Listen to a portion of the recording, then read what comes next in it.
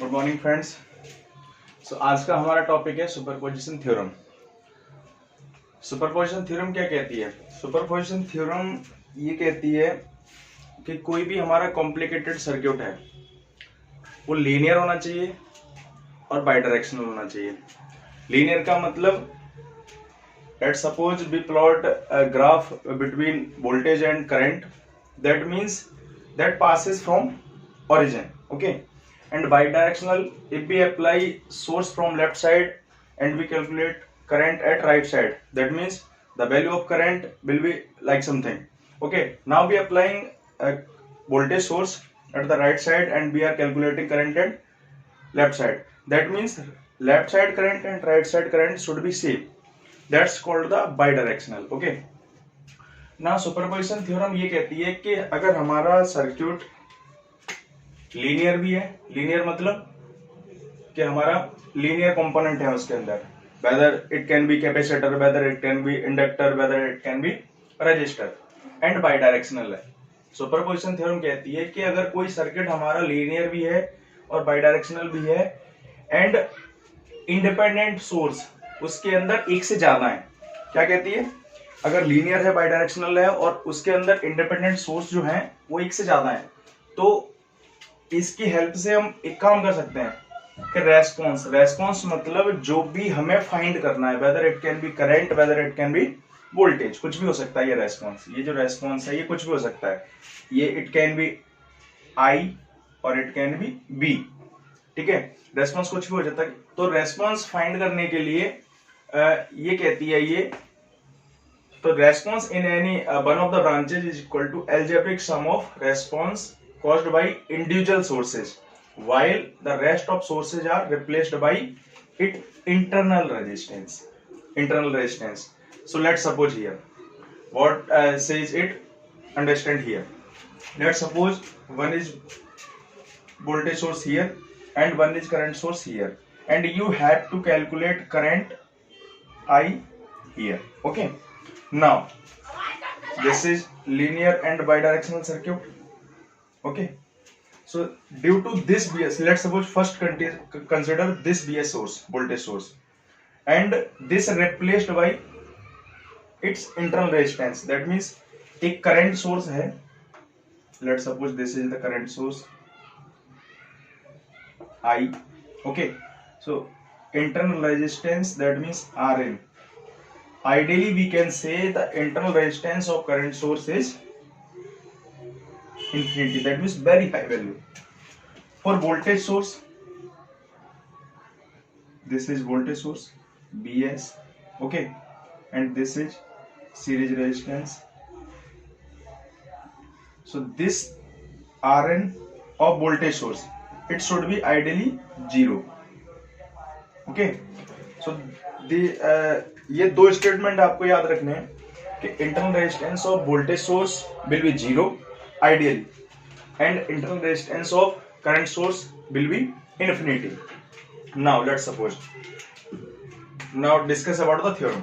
Let's suppose first we consider Vs, then this replaced by its internal resistance. Internal resistance means current source का internal resistance infinity.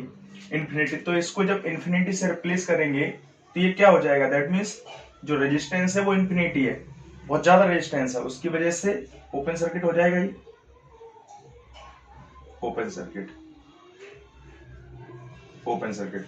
तो due to this BS we will calculate current, हमने यहाँ पे assume किया आई, ठीक है? अब हमें क्या करना है कि एक करंट, एक सोर्स की वजह से हमें जब करंट कैलकुलेट करना है तो सेम उसी डायरेक्शन में उसको आई ना लिखना, क्योंकि आई तो हमारा दोनों की वजह से था, बीएस भी था यहाँ, आई एस भी था, तब आई था, लेकिन अभी हम केवल बीएस ले रहे हैं तो वहां पे हमें क्या लिखना है? आई की जगह I dash, okay? I dash calculate कर लिया, बट वो उसी डायरेक्शन में लेना है जिस डायरेक्शन में हमारा कन्वेंशनली क्वेश्चन में दिया गया है आई, ठीक है? सेकंड हम क्या करेंगे?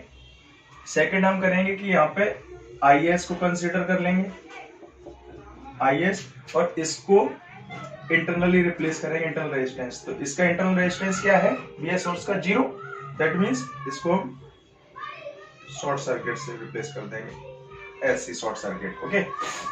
ना अब ये तो शॉर्ट सर्किट हो गया। अब एक ही वोल्टेज सोर्स एक्टिव है, क्योंकि सुपरपोजिशन में एक टाइम में एक ही एनर्जी सोर्स और मतलब supply source will be active. Okay, तो आई एस की वजह से हम करंट कैलकुलेट करेंगे, तो इसको बी एस की वजह से हमने आई डैश माना था, और आई एस की वजह से इसको आई डबल डैश, मतलब फर्स्ट सोर्स की वजह से सिंगल डैश मानना है यहाँ पे, और सेकंड सोर्स की वजह से डबल डैश मानना है। तो टोटल आई क्या था? टोटल आई था हमारा, टोटल आई था, अगर हम यहाँ पे आई लिखें, ये आई कैलकुलेट करना था, तो बी एस की वजह से आई डैश आया, प्लस आई एस की वजह से आई डबल डैश आया।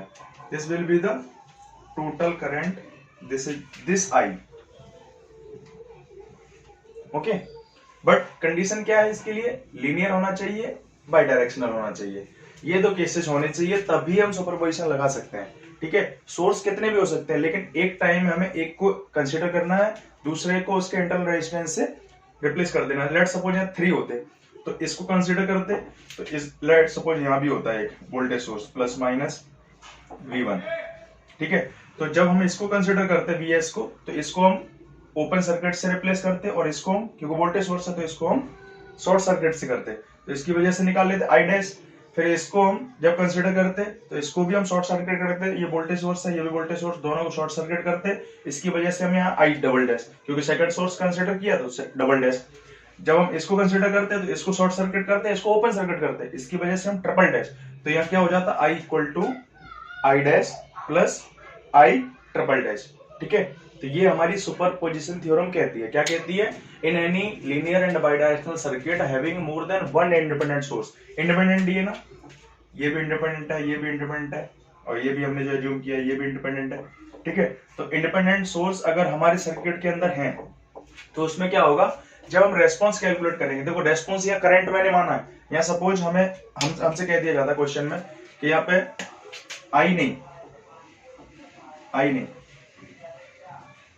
इसके आरएल के अक्रॉस बी बताओ, या आरएल के अक्रॉस बी बताओ, तो ये भी तो रेस्पॉन्स ही हो गया, ये भी रेस्पॉन्स, जो हमें कैलकुलेट करना है वो रेस्पॉन्स हो गया।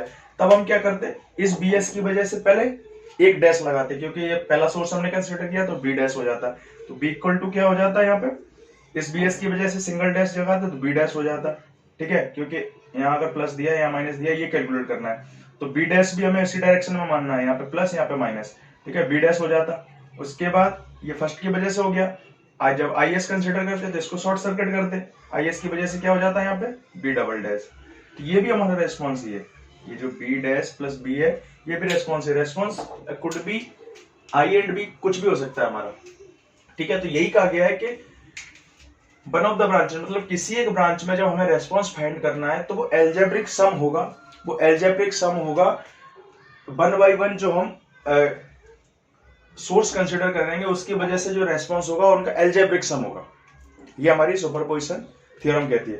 ओके, अब हम एक काम करते हैं, ये तो स्टेटमेंट है उसका, तो you have to learn, you have to by heart it. Okay, क्योंकि स्टेटमेंट कोई भी होते हैं तो एज इट इज दिए गए होते हैं किसी ऑथर के द्वारा, तो वो डायरेक्टली हमें याद करने पड़ते हैं। तो ये उसका स्टेटमेंट है, ये अंडरस्टैंडिंग पर्पस के लिए मैंने बनाया है। क्या है ये? ठीक है, इसके बाद और नोट्स आप साथ साथ बनाते चलना, क्योंकि मैं नोट्स प्रोवाइड नहीं करूंगा यहाँ पे, या जो भी है यहाँ पे डिस्कस करता रहूंगा। ठीक है, तो ये आप नोट कर लीजिए, और उसके बाद अभी हम ये क्वेश्चन लेते हैं, क्वेश्चन से फिर समझ में आएगा कि हमें करना क्या है, ये कैसे अप्लाई होनी है। ठीक है, तो आप एक बार नोट कर लीजिए इसको।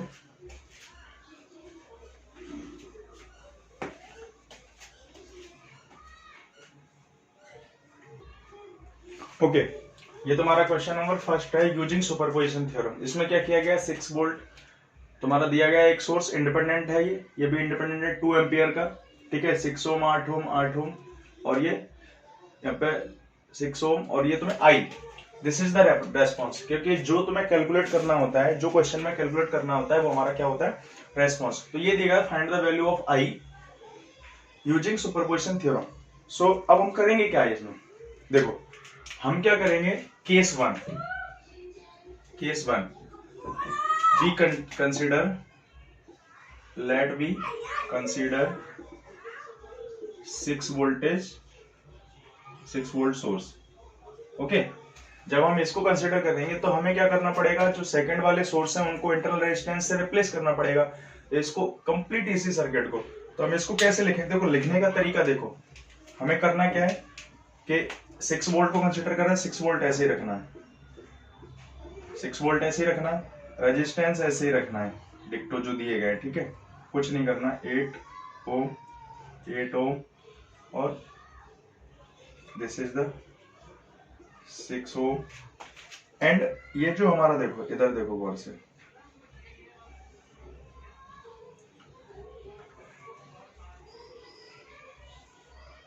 ये 6 ओम है। अब हमें क्या करना है, जब हमने केवल एक वोल्टेज सोर्स को या एक सोर्स को हमने इंक्लूड किया है, तो उसकी वजह से, दोनों की वजह से था 6 वोल्ट और 2 एम्पियर, दोनों की वजह से करंट आई था। लेकिन हम यहाँ कैलकुलेट कर रहे हैं एक की वजह से, तो यहाँ इसी डायरेक्शन में, आई की डायरेक्शन में हम क्या मानेंगे यहाँ पे, आई डैश।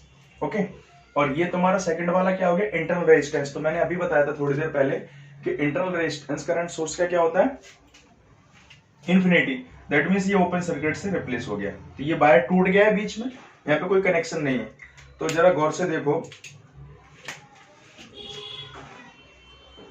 गौर से देखो, ये दोनों रेजिस्टेंस, यहाँ तो कनेक्शन है नहीं, तो ये दोनों रेजिस्टेंस किस में आ गए तुम्हारे, सीरीज में। और ये दोनों रेजिस्टेंस किस में आ गए तुम्हारे,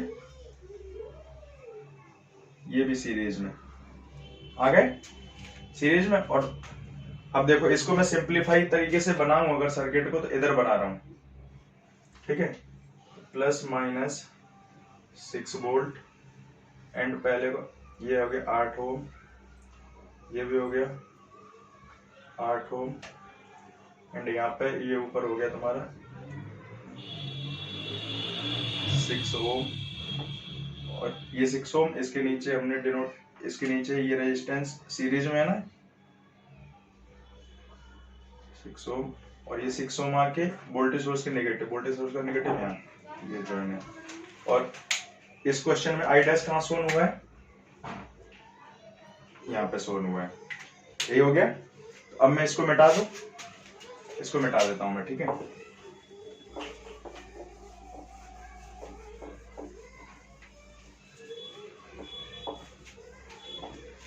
इसको मिटा देता हूं। अब हमें क्या करना है, इसको और सिंप्लीफाई कर सकते हो तुम यहां से, क्योंकि देखो ये एक वायर ही है, रेजिस्टेंस से तो कैलकुलेट ऐड है इसमें, तो रेजिस्टेंस को अगर हम ऐड करते हैं तब भी करंट तो एक वायर में सेम ही फ्लो होगी। ऐसा नहीं है कि 6 और 6 12 ओम हो गया तो मतलब करंट ये चेंज हो जाएगी, ऐसा कुछ नहीं होता। एक ब्रांच में अगर रेजिस्टेंस की वैल्यू ऐड भी कर दो, उसमें जो करंट फ्लो हो रही है वही फ्लो होगी, ठीक है। तो इसको मैं सिंप्लीफाई करके ऐसा भी बना सकता हूँ, प्लस माइनस 6 वोल्ट, ये हो गया तुम्हारा 16 ओम, एंड ये हो गया तुम्हारा 12 ओम।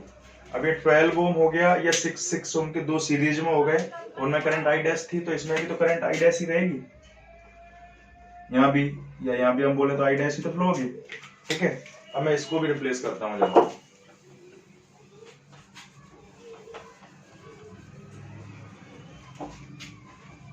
ये हो गया। अब करंट कैलकुलेट कर सकते हो, करंट कैलकुलेट कर सकते हो इसमें। इसके दो मेथड है, एक तो देखो, एक तो ये है, एक तो ये मेथड है कि नोट, इसको नोट कर लो। अगर हमारा यहाँ पे प्लस माइनस BS दिया हुआ है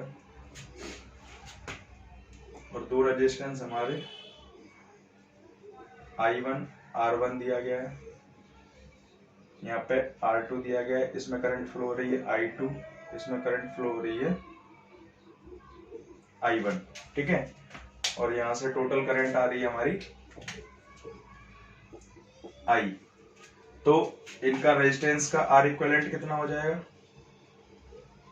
R1 into R2 upon R1 plus R2। Okay, एक तो ये याद कर लो।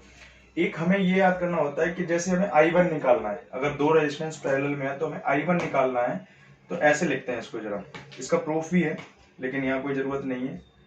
I1 निकालना है तो जिस रेजिस्टेंस में उसको नहीं लिखना है, उसके पड़ोस वाले को लिखना है, R2 upon R1 plus R2 multiplied with total current I। अब जरा बताओ यहाँ पे, आप बताओ I2 लिखेंगे तो कैसे लिखेंगे, ये कैलकुलेट करना है तो इस रेजिस्टेंस को ऊपर नहीं लिखना है, इस वाले को लिखना है, R1 अपॉन नीचे दोनों का एडिशन लिखना होता है, R1 plus R2 into total current.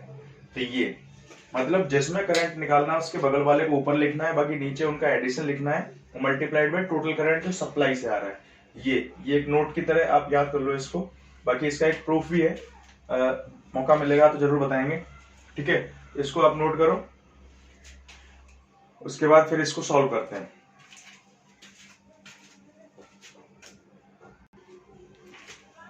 ठीक है, तो अब यहां से हम पहले क्या करेंगे, पहले हम यहां से टोटल करंट निकालेंगे। लेट सपोज उसको IS मान लेते हैं।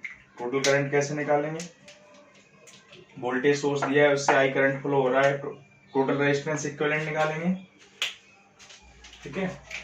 R इक्विवेलेंट कैसे निकालोगे, 16 into 12 divide by 16 plus 12, okay. 16 into 12 this is 28, 6 to 14 और 7, that means 48 by 7 ohm. This is total resistance. Okay. Now I will be IS equal to 6 volt divided by R equivalent. निकाल सकते हो, यहां से निकाल लोगे तो IS की वैल्यू कितनी आएगी,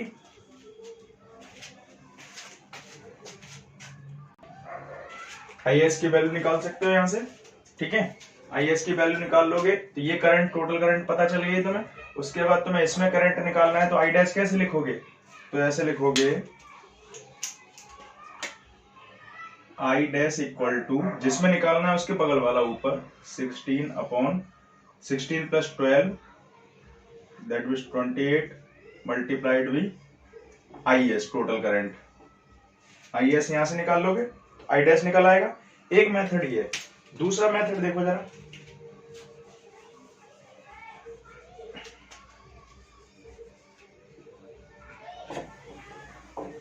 सेकेंड मेथड वो बहुत इजी है।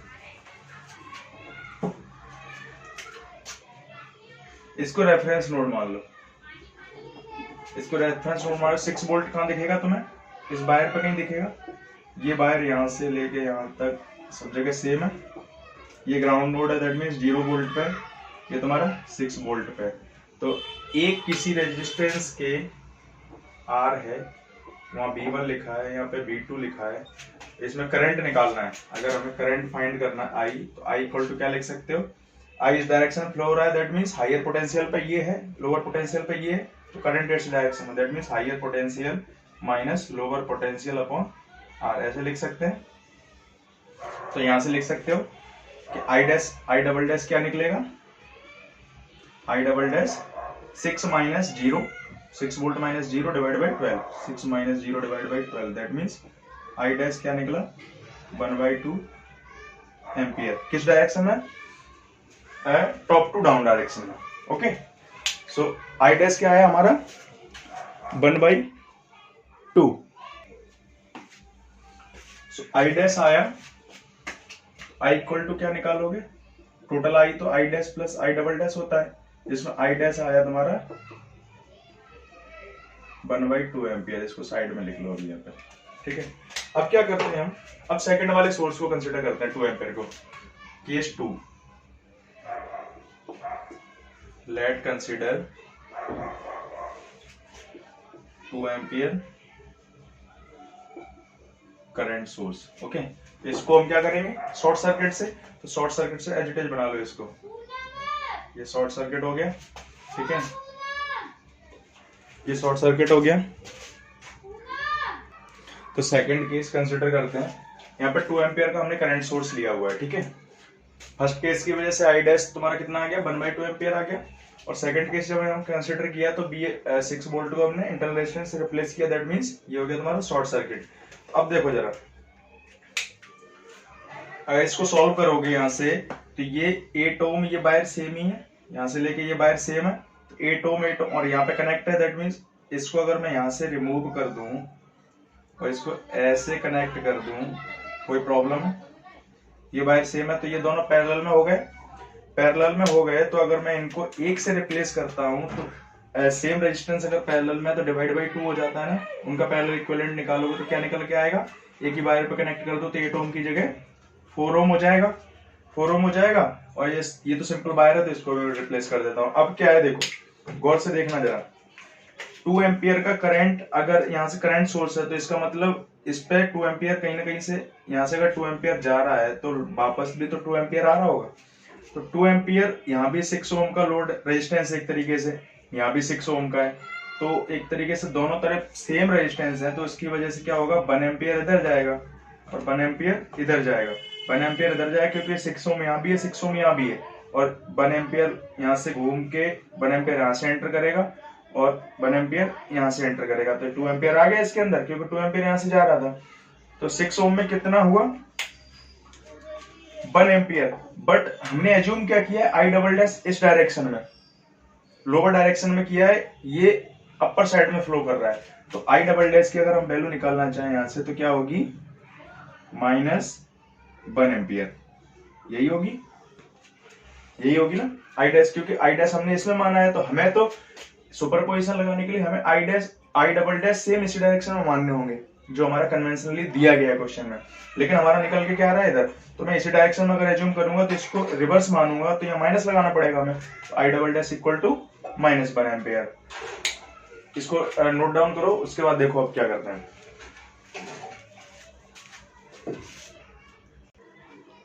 अब देखो, अब हमने क्या किया, ये जो आई डैश कैलकुलेट किया वो किसकी वजह से किया, 6 वोल्ट की वजह से। ये आई डबल डैश कैलकुलेट किया वो किसकी वजह से किया, 2 एम्पियर करंट सोर्स की वजह से।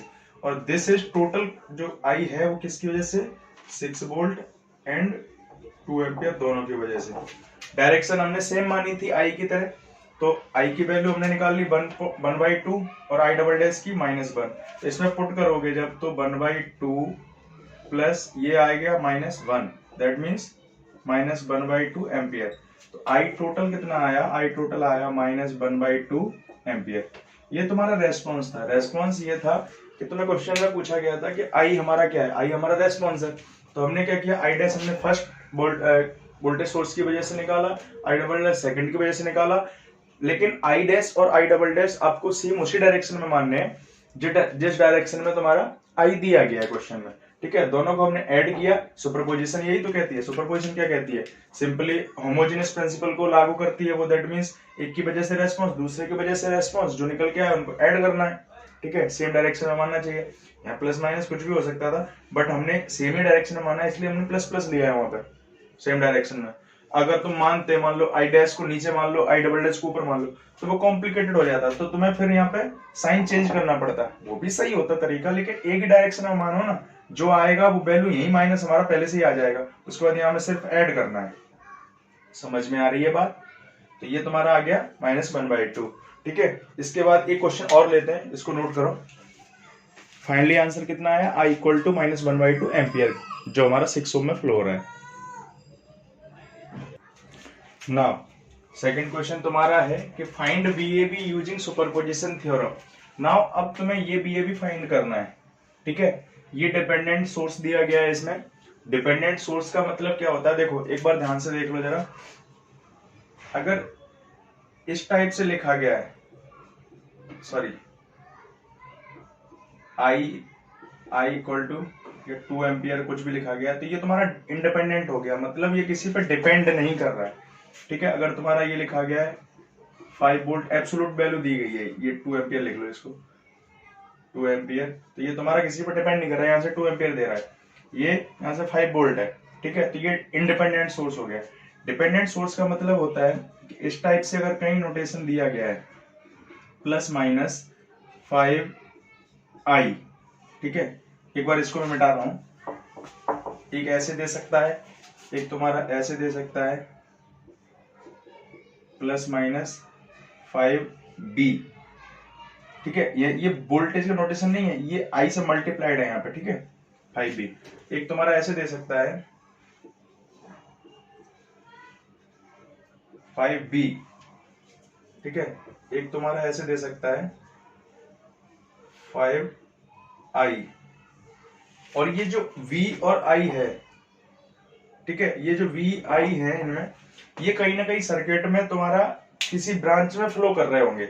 वहां जैसे देखो ये तुम्हारा 2VAB है ना, तो ये VAB है, ये कहीं ना कहीं है उसमें सर्किट में डिनोट किया गया है, उस पर ही डिपेंड कर रहा है। मतलब ये अगर 5 है तो ये कितना होगा, 10 हो जाएगा ये तुम्हारा। ये अगर 6 है तो ये तुम्हारा इस पे डिपेंड कर रहा है, इसलिए इसको बोला जा रहा है डिपेंडेंट। ठीक है, अब इसका मतलब क्या हुआ, देखो इस टाइप का नोटेशन देखिए अंदर प्लस माइनस, तो definitely we can say that this is voltage source. It can be dependent और नॉट, वेदर थोड़ी देर बाद इसके बारे में बात करेंगे। अभी प्लस माइनस मतलब वोल्टेज सोर्स, और इस टाइप का एरो कहीं देखिए समझ जाओ करंट सोर्स है। ठीक है, तो ये वोल्टेज सोर्स है, बट डिपेंड किस पे कर रहा है, आई मतलब करंट।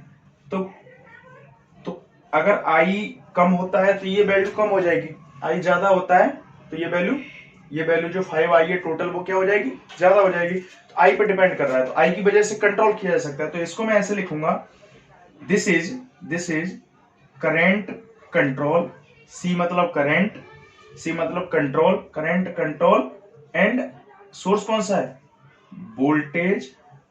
Voltage source. क्या है कि किससे कंट्रोल हो रहा है, ये कंट्रोल के बारे में हम लिखेंगे यहाँ पे। First C denote current, second C denotes control, third C is sign that means voltage and source. Okay, इसको कैसे लिखेंगे, this is voltage control C, source कौन सा है, वोल्टेज सोर्स BCBS। ओके, इसको क्या लिखेंगे, करंट सोर्स तो है बट वोल्टेज कंट्रोल, तो voltage control current source BCCS। Okay, इसको कैसे लिखेंगे, करंट से कंट्रोल हो सकता है ना, करंट कंट्रोल, और ये क्या है, करंट सोर्स। नोटेशन समझ में आए, जिस पे कंट्रोल हो रहा है वो पहले लिखना है, ठीक है, सब में, उसके बाद ये सोर्स कौन सा है वो लास्ट में लिखना है। ठीक है, तो इसको एक बार नोट करो ना। अब इसको सॉल्व करते हैं, तो यहां से देख के बता सकते हैं ये कौन सा है, voltage control, that means BC voltage control, और ये सोर्स कौन सा है, वोल्टेज सोर्स BCBS है ना। हाँ, अब यहाँ पे हमारा रेस्पॉन्स क्या है, सुपरपोजिशन थ्योरम रेस्पॉन्स के बारे में कहती है, तो रेस्पॉन्स हमारा BAB है। अब हमें क्या करना है, देखो जब भी पहले तो हमने क्वेश्चन किया उसमें केवल इंडिपेंडेंट सोर्स थे, एक को कंसीडर किया, दूसरे को उसके इंटरनल रेजिस्टेंस से रिप्लेस किया, और हमने रेस्पॉन्स निकाल लिया I डैश। सेकंड वाले को हमने क्या किया, जब कंसीडर किया तो फर्स्ट वाले को इंटरनल रेजिस्टेंस से रिप्लेस कर दिया, तब हमने I डैश निकाल लिया। तो यहाँ हमें क्या करना, अगर ये ना होता सपोज, तो हम क्या करते, 10 वोल्ट कंसीडर करते तो BAB डैश निकालते, क्योंकि रेस्पॉन्स तो हमारा यहाँ BAB है ना, करंट नहीं है, तो BAB डैश निकालते। इसकी वजह से जब इसको हम शॉर्ट सर्किट करते क्योंकि इंटरनल रेजिस्टेंस से रिप्लेस करते, तो इसकी वजह से क्या निकलता है यहाँ पे, सेकंड वाले की वजह से BAB डबल डैश, दोनों को हम ऐड कर देते सेम डायरेक्शन में अगर होता तो। लेकिन यहाँ पे क्या दिया गया है, डिपेंडेंट सोर्स, तो हमें कुछ नहीं करना, सर्किट में कुछ भी नहीं करना है, सिर्फ हमें डिपेंडेंट सोर्स को एज इट इज छोड़ देना है। हमें ये एज्यूम करना क्या है ही नहीं, हमारा सर्किट यही है इंडिपेंडेंट सोर्स वाला। तो फर्स्ट केस 1 वही हम करेंगे, क्या कर रहे थे अभी तक, let's consider 10 volt source. Okay, तो इसकी वजह से सर्किट क्या हो जाएगा तुम्हारा, प्लस माइनस 10 वोल्ट, ये 2 ओम का रेजिस्टेंस है, और यहाँ पे इसको ऐसे ही छोड़ देना है, सोर्स को जैसा बना है वैसे ही बना छोड़ दो। ठीक है, कुछ नहीं करना है, 2VAB, और इसको हमें क्या करना है, जब हमने इसको कंसीडर किया तो इसको इंटरनल रेजिस्टेंस, तो करंट सोर्स का इंटरनल रेजिस्टेंस कितना होता है, infinity, that means open circuit. ठीक है, ये हमारा A हो गया, ये हमारा B हो गया। अब यहाँ पे हमें BAB डिनोट करना पड़ेगा कि हमें BAB डैश करना पड़ेगा, BAB डैश, क्योंकि हमने एक करंट सोर्स एज्यूम किया है, ये BAB तो दोनों की वजह से था, इसकी वजह से इसकी वजह से, बट हमें क्या करना है यहाँ पे BAB डैश एज्यूम करना है। ठीक है, BAB डैश। ठीक है, थोड़ा बच्चे शोर मचा रहे हैं पास में, कोई बात नहीं, मेरी आवाज तो आपको आ ही रही होगी।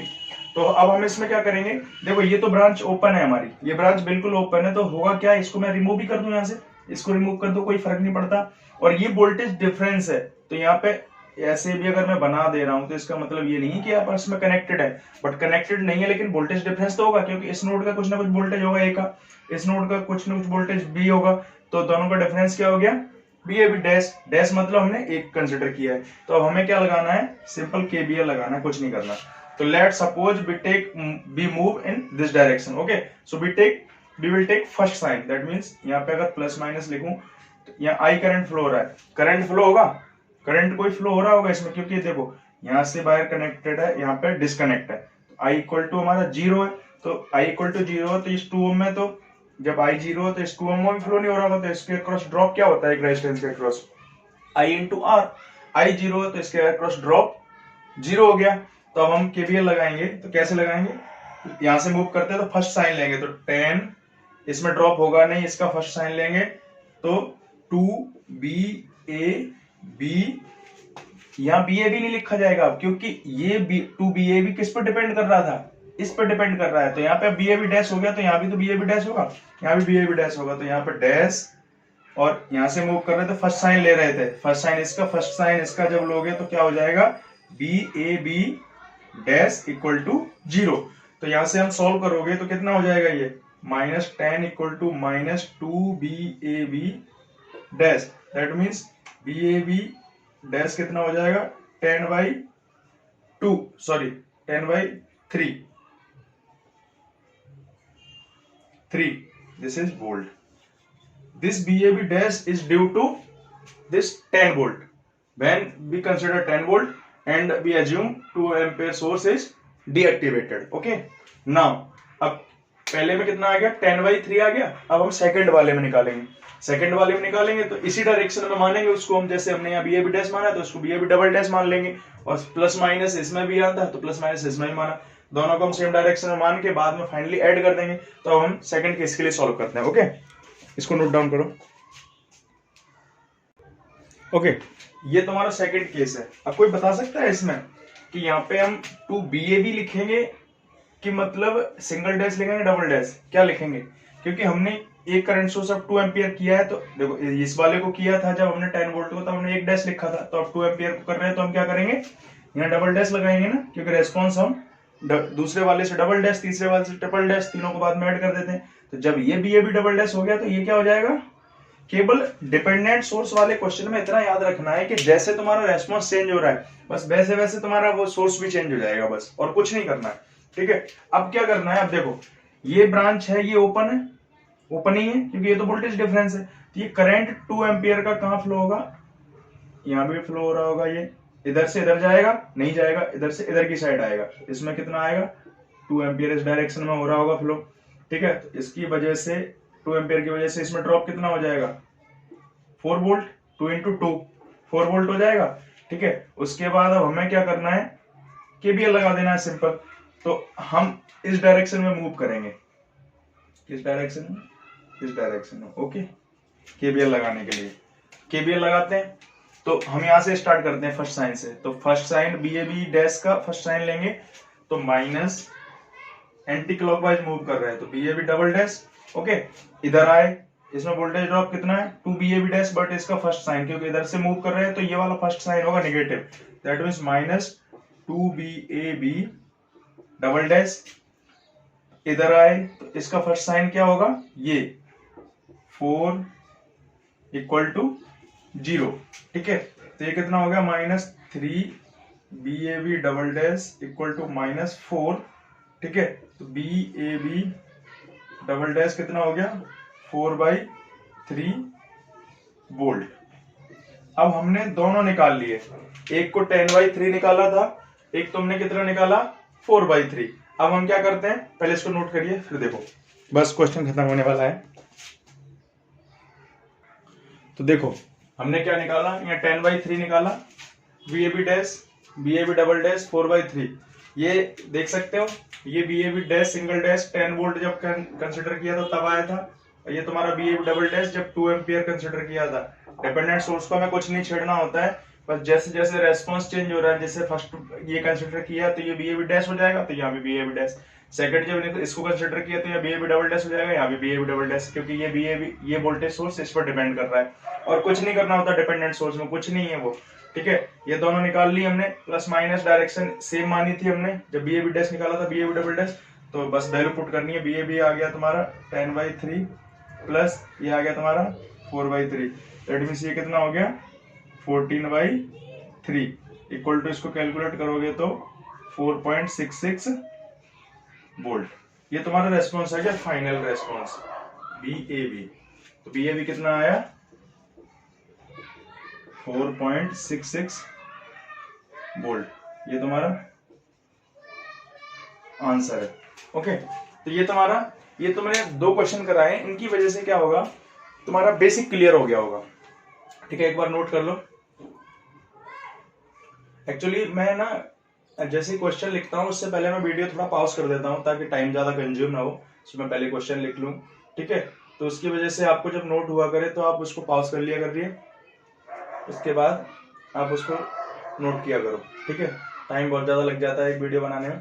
ठीक है, अब मैं ये कह रहा हूँ कि सुपरपोजिशन थ्योरम मैंने 2 कॉन्सेप्ट बताए तुम्हें। रेस्पॉन्स को हमें सिंगल डैश डबल डैश से रिप्लेस करना है। ठीक है, उसकी वजह से फाइनली उसको ऐड कर देना है और आंसर पा लेना है। रेस्पॉन्स को अभी तक हमने क्या किया है, जो हमारा रेस्पॉन्स है, मैं इसको मिटा रहा हूं थोड़ी देर के लिए, मैं इसको मिटा रहा हूं। ठीक है, मैं इसको मिटा रहा हूं। अभी तक हमने रेस्पॉन्स को क्या माना,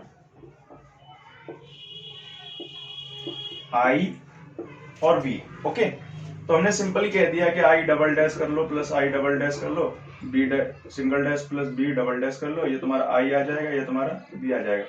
मैंने कि पावर के बारे में बात करी, I will not talk about power. So power के केस में हम ऐसा नहीं कर सकते कि P dash plus P double dash, ये रॉन्ग,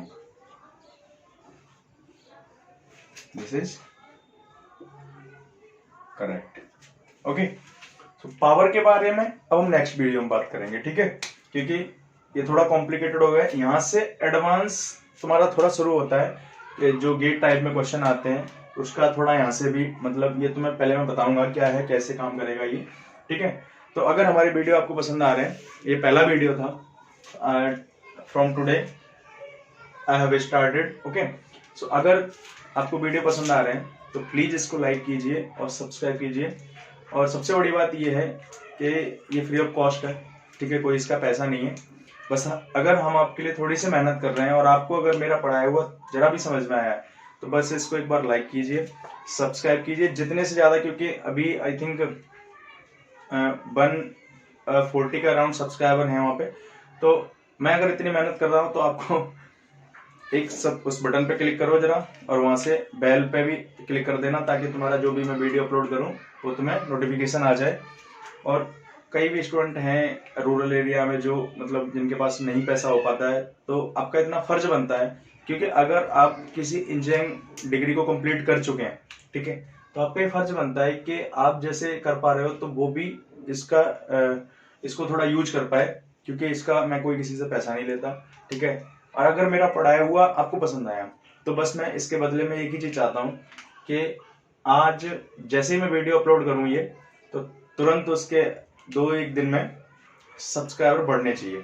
बस आपसे मैं इतना चाहता हूँ, ये आपकी ड्यूटी है, क्योंकि मैं आपके लिए अगर वीडियो बना रहा हूँ तो आपका इतना फर्ज बनता है कि इसको सब्सक्राइब करिए। और आपको अगर कोई भी प्रॉब्लम है तो आप या तो कमेंट बॉक्स में या फिर कमेंट बॉक्स में आप भेज सकते हैं और उसको मैं सॉल्व करने की कोशिश करूंगा।